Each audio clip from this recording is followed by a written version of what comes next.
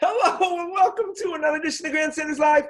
I'm your host, Scott Kerman, and I'm joined by my usual cohorts, Uncle Joe McLaughlin, and he's JP's first son, Tim Hoey. Hopefully the professor will be coming to join us very soon. Well, boys, we have another great show for you tonight, so let's get it started. Start this breaking news from the Grandstanders Live desk, and it's not a shock. I predicted it. Gordon Hayward has broken his finger as his first injury, right? This is the first of many with his new ball club. Look, Gordon Hayward couldn't wait to get his ass out the door, and it's building on the point that Gordon Hayward was an ultimate complete bust, and I'm glad he's in Charlotte. Well, he started, at one end. He started with the ankle. Now he's starting with the finger at this end. It'll be the wrist. Then it'll be the elbow. Yeah, right. Working his way to the shoulder. Almost every NBA player is playing with a broken finger right now. Oh, absolutely. The season, they play with broken fingers all the way through. Look, if you played basketball at any level in the playground, at some point you're going to jam your finger. You're going to break your finger. You remember taking that pass and it would hit you right on the end of the fingers? That right, and they just pull it in a little bit and continue on. That's bad. It's like when you went up for a rebound, coming down and landed on someone's foot, and you turn that ankle. Oh, all the time. Absolutely. That's painful. That goes away. Tighten the sneaker up. Just march on, right? Yeah, if they paid us $34 million a year, we would continue to play. I'm pretty sure of it. There's got to be some needle they can stick in there to make you feel better, right? Yeah, well, that was just this addition by subtraction. I'm so happy he's gone, never to return. All right. Celtics came back. Exhibition season started yesterday. It seemed like they just lost to the Heat. It was fun to see the fellas play, and the guy that stood out the most was the first-round draft pick, Peyton Pritchard. Oh, easily. He scored 16, 18 points, and he looked very smooth doing it, too.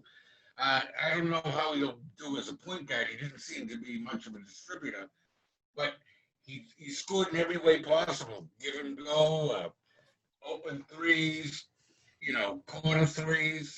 He hit everything. Look, Timmy, I didn't get I unfortunately was wrapped up last night and I couldn't catch the game. I could only follow you guys on your little Twitter feed. But you look good, huh? What Peyton Pritchard is he's the makeup for Danny Ainge not drafting Tyler Hero. He went out and tried to get a guy who's smaller than Hero, but a type of guy that could end up playing that role. How did Pritchard look? I mean, I was just listening. He looked like Danny Ainge. I was listening to sports radio on the way, and they were bashing Pritchard. They were that's destroying sports radio. That's their bullshit. How tall is he? No, he's 6'2", but okay. So he's not like a midget out there running around. No. We had a midget in Trey Waters out there yesterday and Carson Edwards. We know what midgets look like. Okay, so Pritchard, he can shoot the lights, all right? The kid shoots light. He shoots threes 24 No, he's not the big shooter. That's Nesmith. Okay. Yeah, Nesmith, and then we'll get to him. But Pritchard looks like a guy that could develop. Obviously, first game. Look, the first exhibition game last year, Carson Edwards scored like 117 points and has never been seen from again. So we're not going to take too much out of that. But Peyton Pritchard looked like he could fit into the uniform and be an NBA player, and that feels good. Well, you got God knows how big, the scouting staff is. You'd hope they have to be held accountable for who they pick. They have to be. Heads should roll if they continue to come up with duds.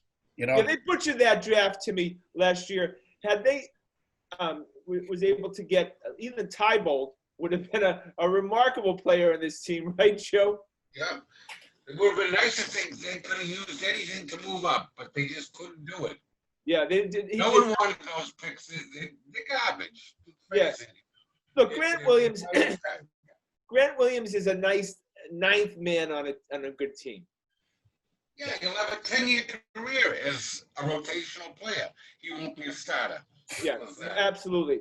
And then look, the guy I was most interested. He did have some nice moments last year in the playoffs, though. I mean, one really stands out. He made one incredible defensive play, and yeah, he can play he can play a 15-minute role that could be very helpful. You know what it reminds me of? Division III hockey right now in college. There's a million kids who've been skating since they were 5 years old, and they can all skate and they can all do certain things. You have your super elite players, and then there's just a gazillion of these Grant Williams types across the board. You know what I mean?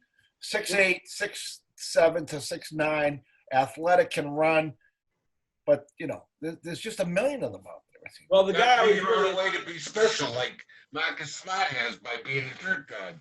You were among them last night. He was in mid-season form. Yeah, well, the guy I was really interested in was Aaron Nesmith. He's a guy that we need coming off the bench shooting. Yeah. Look, the guy looked like he can make his own shot. He definitely a high motor. He looked big. He looked like he had good size and stuff. Look, again, it was one game, but he looks like he fits a uniform, as I said. We need a Kyle Korver. We need a Kyle Korver is what we need. A Scott Wedman. An Eddie House, a guy that can just come in, hit 3 threes, get you out of a funk. You know what the Celtics team is like. We go on these 3-point famines. They're either trying to catch up or they have a lead, and it's a 3-point league now. Absolutely, we saw that last night. They'll miss 12 threes. They have no one coming off the bench who can hit the threes. Once our kind of main guys go out, we need someone who can come in and still hit that three. It's a 3-point league now. So great story coming out in the last week is that they measured Jason Tatum, who's 22 years old. And look, we don't know anything about what it feels like to be 6'8". Well, he doesn't know what it feels like to be 6'8" anymore either, because he's 6'10" now. He grew 2 inches. It doesn't look like it, does it? It looks like it, Joe. Joe, it looks like he got taller. Hey, he still looks willowy to me. Well, yeah, he's willowy, but he's taller. Look, You've got to learn to be a little tougher and stronger. I still think of that Bama Adebayo play where he should have jammed it right down Adebayo's throat. And he didn't. Adebayo beat him with his offhand. Look, I think you're going to see Tatum actually looked like he had lost some muscle weight when I saw him last night. Let's hope not, because those muscles look good on him last year. I thought it elevated his inside game a lot. So I'm hoping. Timmy, it's tough. These guys are out of their schedule. You're going to see a lot of players, I think, the first 10 to 15 games get hurt. Of course, Gordon Hayward is always going to get hurt. But I think you're going to see 10 to 15 guys. These guys are not used to they're out of their schedule right now. This is December, and they're starting the season. They should have started the season in October. I just have to throw this in here. I looked up Gordon Hayward's sneaker deal, 10 years, $80 million with the Chinese sneaker company. Wow, Joe, there you go. He's making $8 million a year. Sneaker company, some Chinese sneaker. It's called Chinese money. A company called Anta, A-N-T-A''. Oh, yeah. Good luck collecting, Gordon, from them. Yeah, right. I don't know. They're probably paying him. For 2 years now. They're probably paying him in Chinese currency. Yeah, good luck exchanging that. All right. Marcus Smart. Timmy always thinks that I want to get rid of Marcus for a bag of balls. Timmy, Marcus Smart is such a valuable commodity. What I want to do is trade Marcus for a lot. And last night, in exhibition play, he's taken a charge from Joel Embiid and getting crushed. Twice. Marcus is one of a kind. But he's more bad. He's seems to be more valuable to other teams than he is to the Celtics. Other teams value him higher. That's why he's a great asset for a trade. Yeah. Because other people put a greater value on him than he actually is. He's overrated around the league. You think? Absolutely. Well, I don't know. I think the rest of the league sees in him what I see in him is as a guy who just. We all see I think he's the kind of guy you better be working hard in practice because he's working hard in practice. You know what I mean? Timmy, even last night I'm screaming, "Don't shoot!" when he's shooting. Oh, I know. Exhibition play. I know. Well, I used to say, I think you want to hear 15,000 people groan at the same time. Just go to the garden, like when he's setting up to shoot. You know what I mean? But But also he'll hit that three when you're in a funk that like out of nowhere and kind of get you coming back sometimes. No, he does that. I agree. Look, I don't know where Marcus Smart sits on the Celtics, but I just think that he is a complimentary player offensively, and he doesn't think so. And I think he should come off the bench. He's a great guy when you're on the wrong end of like a 10-2 run. Yeah. You throw him in, just like Timmy says, and let him shake things up with an off-balance three or a defensive steal and change that 10-2 run into a, 10-10 run. So, you know what he reminds me of a little bit? I used to talk about the Bruins. Like, when anyone came to play the Bruins, not anymore, but in the old days, when that plane was about to touch down at Logan, they knew that they were in for a tough game that night. Win or lose, W or an L, they would leave him with some bumps and bruises. If I'm the guy who has Marcus Smart guarding me that night, and that plane's landing in Boston, I'm not looking forward to that evening. Well, absolutely, I agree with you. Especially in a long NBA season, the last thing they want to be doing is getting. Oh, some maniac who just won't give up. You know what I mean? Just like stop harassing me, leave me alone. It's the freaking 20th game of the season. It's snowing out. It's February. Stop it. And he's like, he just won't stop. He's just going crazy. All right, so we go to the Patriots, boys. Patriots are 6-7. I think we can agree, all of us, is that it's time to root against them. We have to talk about that Cleveland game the other night. I know, but first of all, it's time to root against the Patriots. It doesn't do them any good to win any more games. They got the 15th pick in the draft. If they could improve that to, say, the top, get the 10th pick in the draft, that might help immeasurably in drafting a quarterback if they wanted to in the first. It's like the devil has come to take his due now. We made a deal, a 20-year deal with the devil. And okay, we'll take that. Absolutely. No, look, the fact is, there were some entertaining games, Joe. Scotty, the last Super Bowl year that they won, they looked horrible for 3/4 of that season, and they ended up winning the Super Bowl. Yeah, and they could have won last year, Timmy. But Joe, look, I think it's been some entertaining parts of the season. I really don't like the kind of football, that kill the clock football that they play. They just want to play the clock and just get the game over as quickly as possible. Always running between the tackles. Well, they got no choice. They have a weak team. This is their only way. That's the only way they can sneak out and win. I agree, but it doesn't make it pretty to watch. If this was old-time basketball before the 24-second clock, guys, they would just be holding the ball for like 5 minutes at a time. I mean, this is it.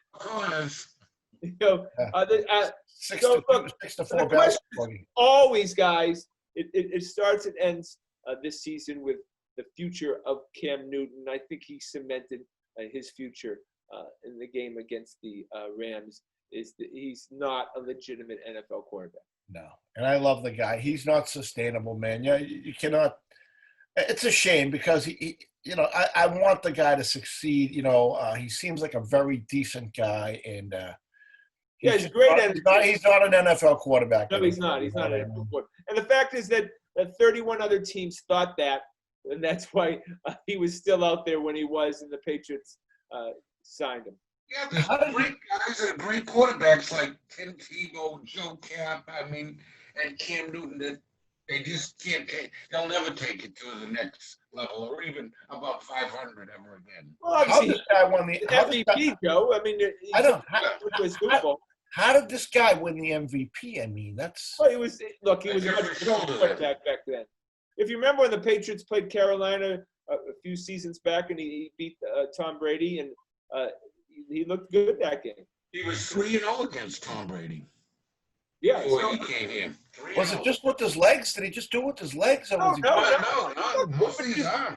But we saw that in the Seattle game. I mean, he came back with his arm. I mean, the guy looked good early on as a passer. How does that just come and go so quickly? Like, you're this guy this week, you're another guy the next week. He really changes who he is literally week to week. It's hard to watch. And you see the same phenomenon with Brady down in Tampa Bay. He's got off a 1 week and he's back to Tom terrific Brady next week. Brady's like the worst first half quarterback in history. It's like And then he's a tremendous second-half quarterback. He always has to come from behind, though. You ever notice that? Rarely does he take a lead. He's always coming from behind to him. That's what happens, though, when players start to falter. They're not as consistent, and that's the difference. Is that the top players can do it every week. The guys who are average or their careers are starting to diminish talent-wise are every other week, and that's what you're getting with a guy like Tom Brady. But it's time to see what Jarrett Stidham can do, because I don't want to spend the whole offseason talking about Stidham. Let's see what we got with this guy. Is he a legitimate starting quarterback possibly? Is he a backup, or is he a guy who should be working at Home Depot? Yeah, and he's had a couple of years in the system now. You should know it way better than Cam, so you should have that advantage anyways. No, there is nothing to lose by having Stidham finish off the year. We know absolutely what Cam Newton is right now. Let's give Stidham a 3-game trial, and get a real good feel for the guy. And, that's going to make your decision what you're going to do going forward. Yeah, it's time for Bill to, find out what a lot of this personnel can do and see the rookies, the young players, and put them in positions where they're getting a lot of snaps so you can review the tape in the offseason and see where your needs are. They might not. Right, so, the offseason, they're going to probably get rid of Stidham and Cam. They'll have to pick up a veteran free agent and draft someone. Look, Bill Belichick, like Theo Epstein. Remember, Theo Epstein used to have man crushes on certain players. Julio Lugo being one of them. Yeah, right. Bill Belichick has man crushes too. We know Chad Ochocinco just loves him, and of course Johnny Hecker. But it looks like Bill has a man crush on Cam, because he said Cam is still his quarterback. Well, go figure. Bill's watching a different game than we're watching. I don't know. I mean, he must be great in practice, huh, Tim? Well, well, the only thing he does, he can get you some yards with his legs. So Stidham can't get you yards with his arms or his legs. At least Cam can get them. He's going to get you 60 yards of rushing. He throws a wrench into the offense that the defense, has to deal with. Yeah, but they figured out. They figured out into those. Yeah, but that's what that's 60 more yards he'll get with his legs that Stidham's not going to get you. But Tim, he's not even getting that anymore. He's getting like. I know, but you can't do it. You can't have an NFL offense based on a running quarterback and only a running quarterback. They figure out real quick. It's like especially when it's too slow to get around the end. It's like the 1940 Yale-Harvard game, for God's sake. I agree. That's why. All right, boys. I'm going to ask you your dream. One position, if the priority of one position, non-quarterback, that you want in the offseason, what position would that be, Joe? A legitimate defensive end. All right, defensive end. Yep. Timmy. We got spoiled with the tight end around here, and when you see what Kansas City's tight end can do, what it can be like to have that dominant tight end. It makes life so much easier for a team. So I would love to see a big-time, super talented tight end come in here. Yeah, I'd like to see – I need a tackling machine linebacker. I need a guy who's getting 160 to 200 tackles a year, a Luke Keeley, a guy like that can fill the middle. And they need that. They are so void of any kind of linebacking play right now. It's almost incredible to watch a New England Patriots team. Anthony Jennings and Jawan Bentley. And with the great linebackers that we've had in the last 20, 30 years in this town, to see the pathetic group that they have thrown out there right now. Well, just look what happened. Van Collins left by free agency, and Hightower decided to take the season off. I mean, Collins, when he was on, he was a machine, man. He was a defensive player of the year, the first half of the year last year, unquestionably. Yeah. But what's he making a year now? I don't know, but he's in Detroit, right? I think so. Yeah, it's not big money like he got from Cleveland. No. He already got paid. That's why he came back to to New England because he was very happy. He was one guy I wish we had, made an attempt to keep. I thought he was very good. And Vinoy too. He fell off huge in the second half of the season, and I don't know. As soon as they named themselves the Boogeymen, that was it. Yeah, right. As soon as you give yourself a name, you're done, right? Look, I'm already predicting the future. This is the same thing when Jimmy G comes back. We're going to be, this is just like Jamie Collins. He got paid, and now he comes back home. Just so you remember. He won't have the fire in his belly. Well, I hope the NBA season so Gordon Hayward has time to switch into his Jimmy G disguise, All right, before we leave the Patriots, we actually go to a former Patriot, and Tom Brady, who said this week he wouldn't be caught dead living in the Northeast. I'm going to tell you a story. I'm sitting down in a restaurant bar right on the water last year. I was in, near Fort Lauderdale, and I'm watching the Bruins game on the TV. Okay, it was a tremendous Bruins game, but I'm with a few of my buddies. My buddy has a condo down there, and I feel the warm breeze going through the hair on my arm, and I looked up at this great Bruins game, and I said, oh, I wish I was at this game. It's so good. And then I looked around me, I said, no, I don't. I don't blame him for saying that. Oh, he didn't have to say that. Come on. Oh. There was no reason to add that. He didn't have to go negative. He doesn't have to say that. He can say, I enjoy living in warm weather. It's very nice. Nobody said you need to trash the people who live in. It's not trashing. He's just saying what we, I was thinking the same exact thing. I would be down there in a heartbeat. I'd come back up here when the weather got nice, but I would like to get on my horse, the day after Christmas and head down there. Let me just say, Tom Brady is the greatest player of all time in football. He's the greatest athlete that we'll ever watch in Boston sports, but he's a prick. He's a huge prick. Well, Bobby Orr's the greatest athlete right there. That guy right there. Yeah, I know. But look, I love Bobby Orr, as you know, intimately. But Tom Brady is the greatest athlete that we'll ever see in this town for his success and what he's done.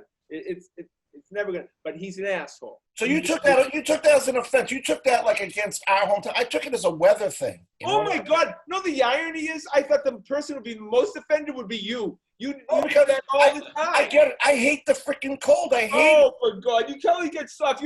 Anytime anyone says anything negative about living here, you say, tell them to get out of here. Except the weather. Except the weather. I understand. If he's talking about, the communities and things like that, I'll take offense. But I think he didn't. I think he said, I like the boy can do no wrong. I'm offended, and you should be too, Timmy. I can't believe it. It's unbelievable.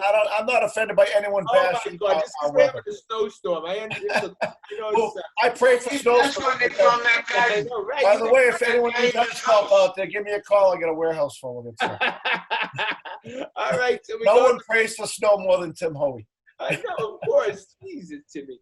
All right. No, Scotty, I just understand that. I hate the cold, and But he didn't have to articulate that. We know cold sucks. I understand it, and right. But he didn't have to do that. Okay, it didn't help him. It didn't help his brand, right? I know. No, he didn't have to say it. He didn't have to say it. All right, geez. So sensitive people like you get offended.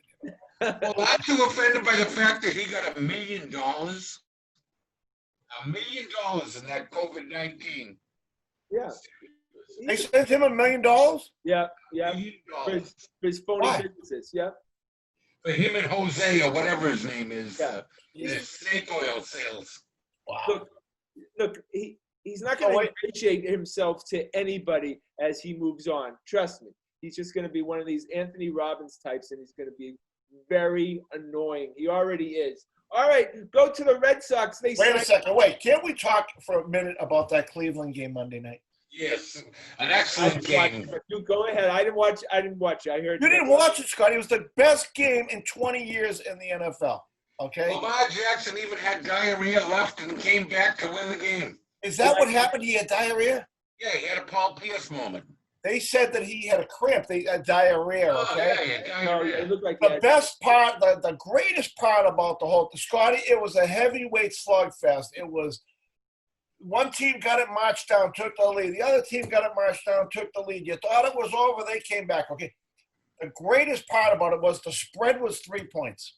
Okay. And Joe, did they score a touchdown to go ahead by 3, or was that a field goal? Touchdown. They scored a touchdown to go ahead by 3, okay? There's 2 seconds left in the game.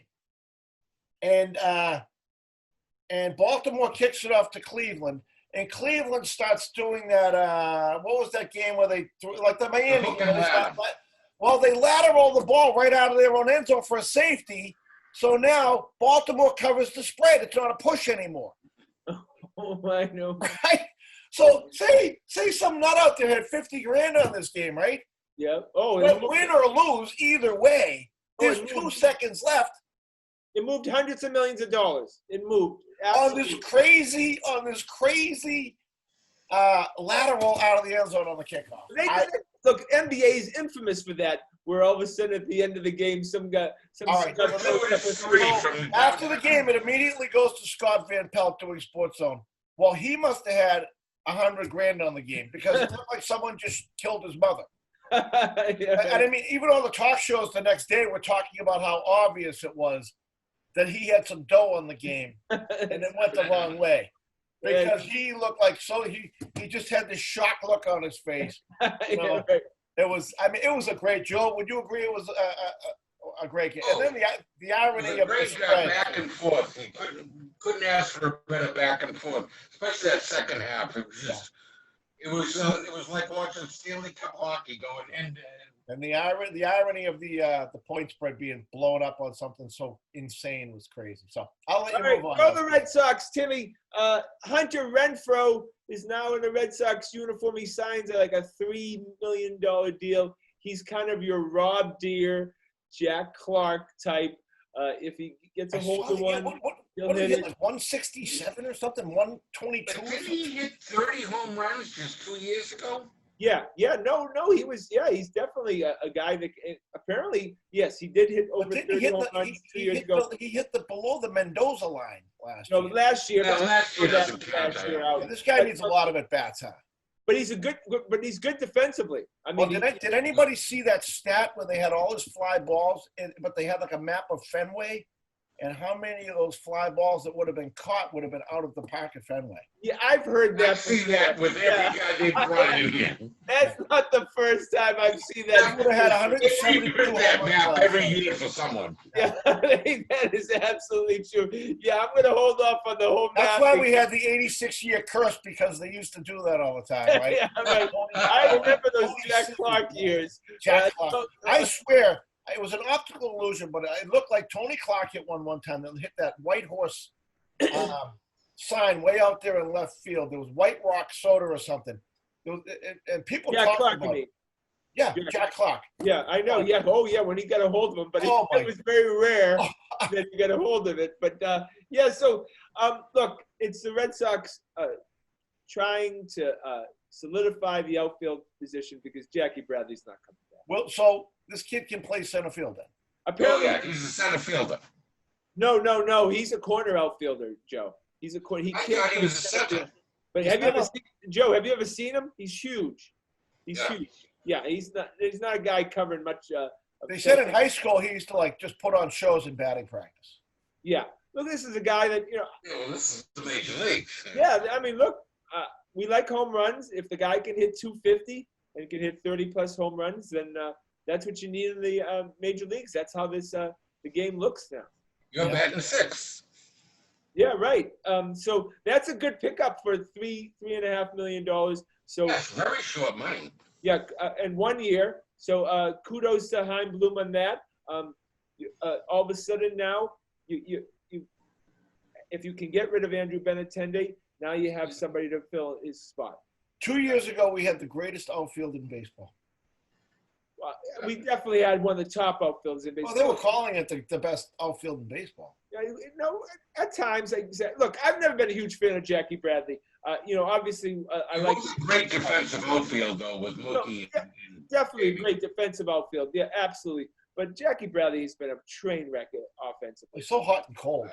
And for your center field position, cold. Yeah. You need more than that. You absolutely do. All right, boys, the baseball winter meetings, if you can believe it, came and went. I know they had to do it virtually. That doesn't mean that they could have done some deals or not. They didn't do anything. Do you remember I used to tear the globe apart reading about those. Yeah, and the baseball winter meetings I was didn't big. even know what happened this time, Scotty. Timmy, nothing happened. They're They had- losing us. They had them went to meetings and nobody made any trades, nothing. Sitting around the bars where they would lay the groundwork for all those trades, sitting there drinking together, having dinner together, is where they lay the groundwork. Now they're not meeting at all. No, it's a disgrace. And now they're talking about starting the season late. It's definitely not going to start in April. They're thinking about starting it in May.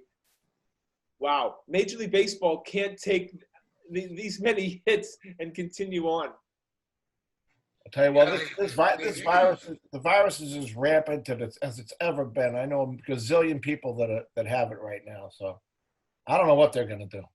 Yeah, absolutely. So closing, as you know, that the boys and I have always been a big fan of Negro League Baseball. The boys did a huge project many years ago, and we got to meet a lot of the Negro League Baseball players and just wonderful individuals. It was such a special time. Well, today, Major League Baseball announces that finally that they're going to recognize all the statistics of Negro League Baseball as Major League Baseball statistics. Wow. And, that's just a huge step. Too late because there's only less than 50 guys alive that have ever played in the Negro League. But then again, at least they did it. A big day for the Negro League baseball community. Any like really significant numbers in there, Scotty, that are gonna like really like home run or RBI records or anything like that? I don't think that anything that would challenge like the Barry Bonds or the. They didn't play as many games in the standings type games. They were barnstorming league a lot of times, But what it is, played a lot of positions. but thankfully it recognizes that these guys obviously were talented enough to play in the majors. You knew when the boys participate in unveiling of the Negro League stamp. We did. In fact, the boys unveiled the Negro League stamp at the National Postal Service. They're the ones who unveiled it. It was a wonderful event. You get out of Washington for that? No, they held it in Boston, and it was just great. Yeah, the boys used to speak in Negro League events, and we got to meet a number of them. Tons of autographs, I remember. Yeah, what they did, the boys mailed letters to every living Negro League player and asked them for an autograph, and they came back with notes and autographs and telling stories, and it was just a remarkable experience. And then it was on the front page. They did a big story on the front page, January 1st, 2010, of the boys in the Metro section of the Boston Globe. So it's just a great moment for the Kerman household. We loved all those guys, and seriously, finally they get recognized. And now I suggested on the Major League Baseball site today, boys, it's time to make these guys vested in the Major League Baseball pension plan, and then give that to not only the living players, but give it to the families of the players who play in the Negro League. That's when Major League Baseball will be putting their money where their mouth is, and then I'll be impressed. Oh, the Players Association won't go along with that. That's their money, they figure. Yeah, but I'm saying they could create a separate pension fund, Joe. They got plenty. I'd be surprised if MLB's still in business in 15 years. Yeah, it's possibly right. Well, that's our show for tonight. That went quick, boys. I want to thank everyone behind the scenes, of course, Corbin. I want to thank the fellas. Please check us out on our website at thegrandstanders.com and tune in again next Wednesday night at 6:30 for another edition of Grandstanders Live. I'm your host, Scott Kerman. Have a great and happy night.